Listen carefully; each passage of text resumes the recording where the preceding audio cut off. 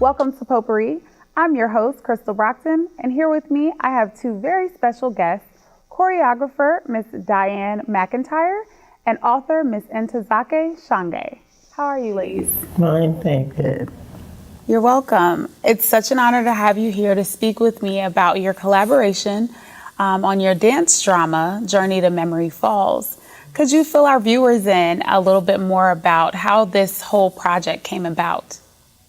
Well, I've been here at Spelman since last August, and I am the visiting distinguished scholar in the area of dance.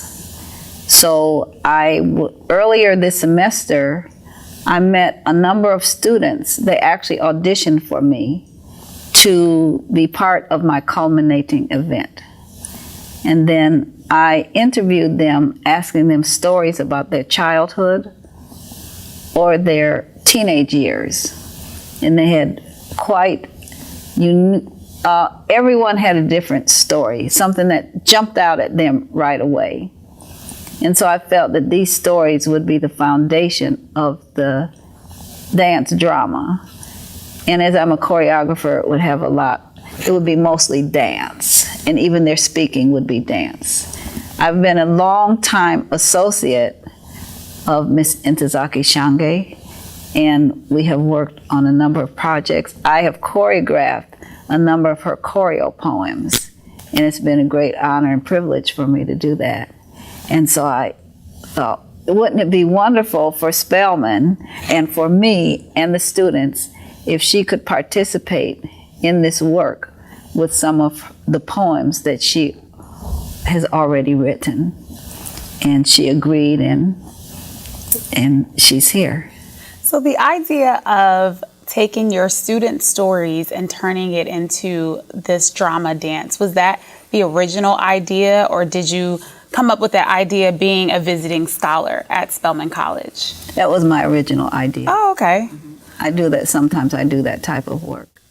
I think that's awesome how you bring real life stories to the stage, because and to have the students act it out, what better experience is that them acting out their real stories, their real lives on stage? They're more like dancing it. Dance, interpreting the poetry from Miss Ntozake. No, they're not doing that.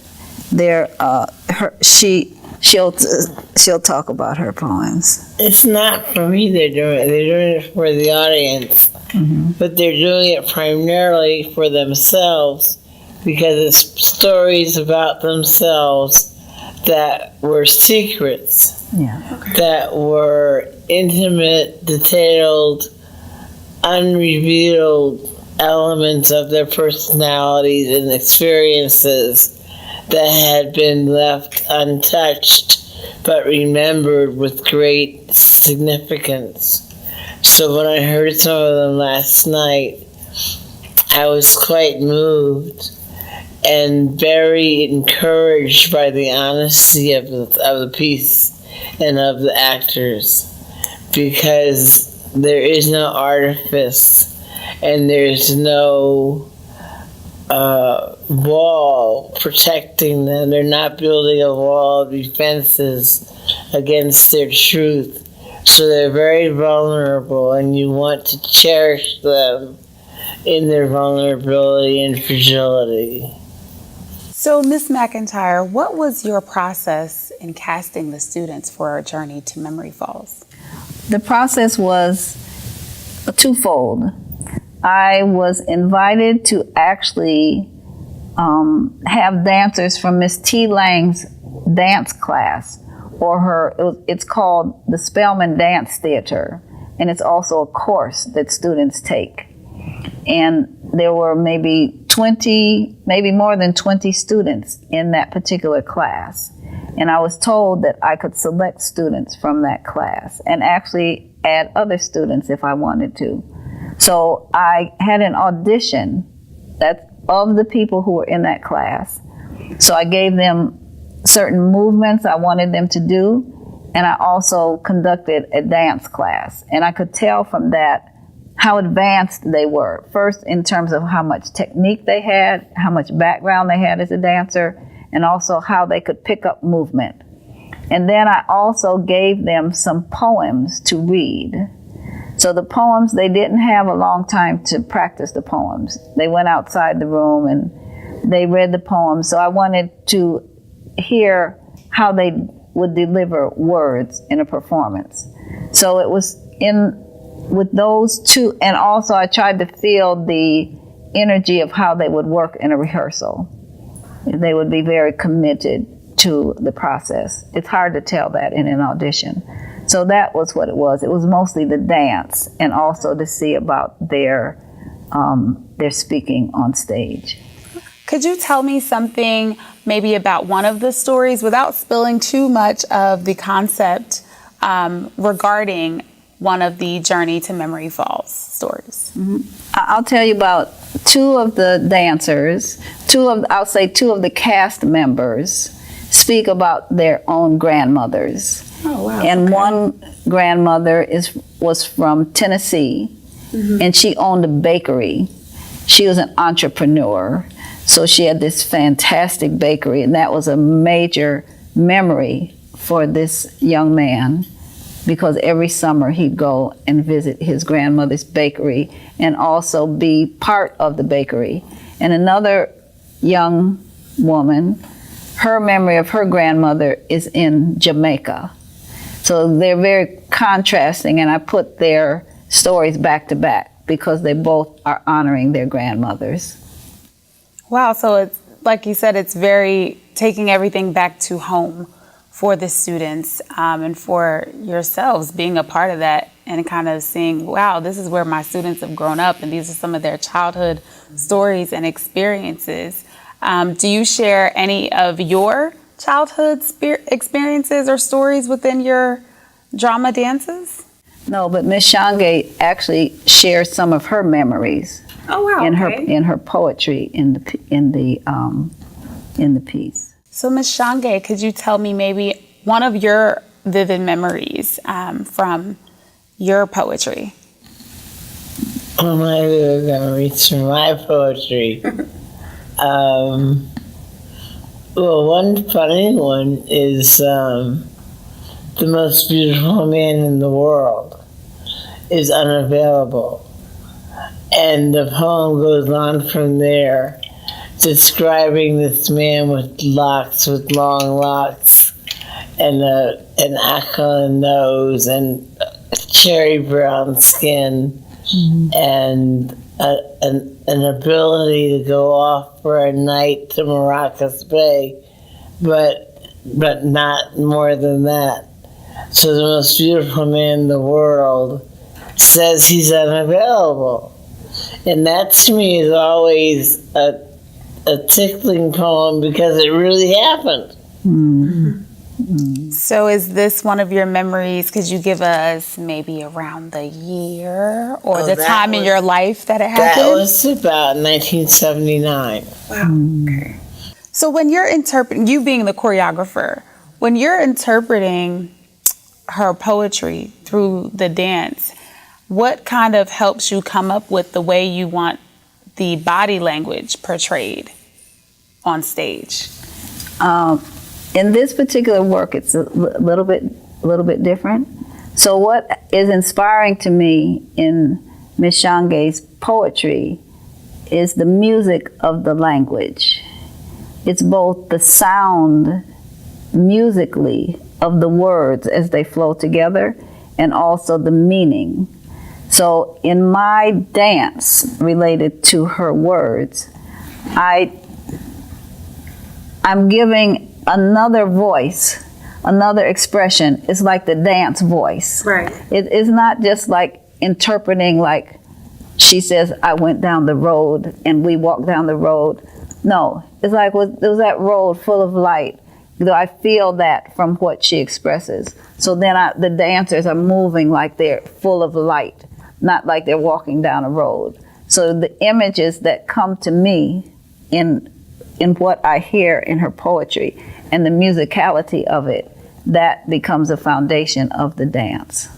So in putting the dances together, did you take from any heritage, African heritage, Brazilian heritage. I know a lot of choreographers, they get their dance moves and ideas from a particular background or heritage or culture.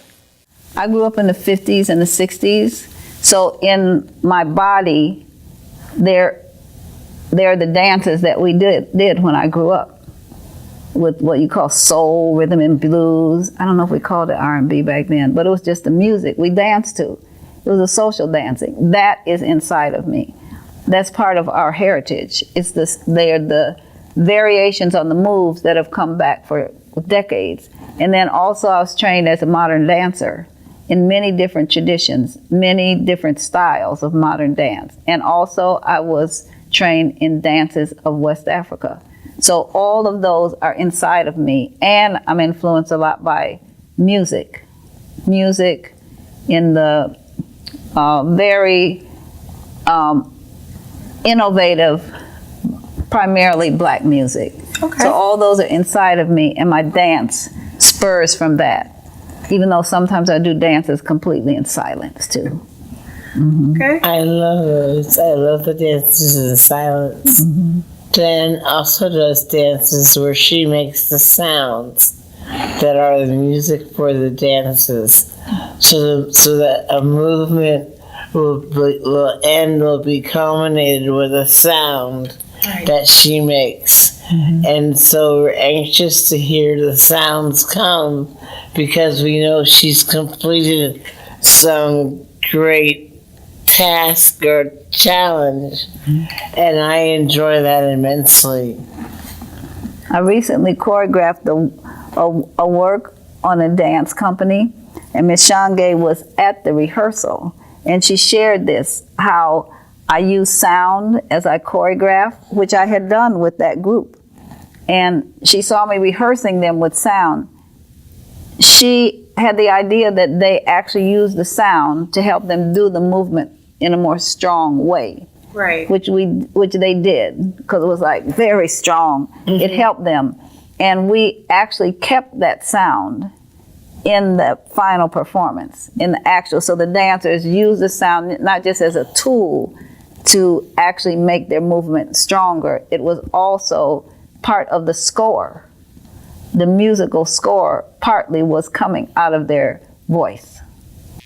So it's a lot of the sound and the movements. Everything it's like a pot of gumbo. You know, you're splashing in all these different ingredients to make this great mixture, mm-hmm. with sound, with dance, with words. And I mean, just the entire project, I think the fact that both of you are joined together is amazing to me. I mean, you have this awesome poetic mind coming from For Colored Girls, and then with your background in dance. I did want to touch on your relationship and how you both met each other and kind of came to collaborate on this project. Well, I had come to New York, from California, and I had been an avid dance student in California. And I met a young woman named Virginia Jennings, who was a dancer in New York, who was very concentrated, and she went to class all the time. So I sort of followed her around.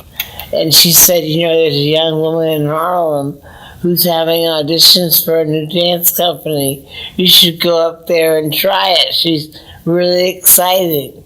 And so I went to 125th Street to go audition for this woman, and it was Dianne McIntyre. Wow. And I got a scholarship from the audition to go to Sounds in Motion dance school, and so that's how we met. That was in 1974. Yeah. Yes, wow. I knew her first. So I knew her first as a dancer, right. Because in the class, the teacher talks somewhat, but mostly moves. So our beginning connection, our relationship was all in dance, all in movement, hardly any words. I didn't know she was a writer. I knew her as a dancer. Well, thank you so much, Ms. McIntyre and Ms. Shange, and we wish you the best of luck on your production, Journey to Memory Falls. Thank you. Thank you very much. Welcome.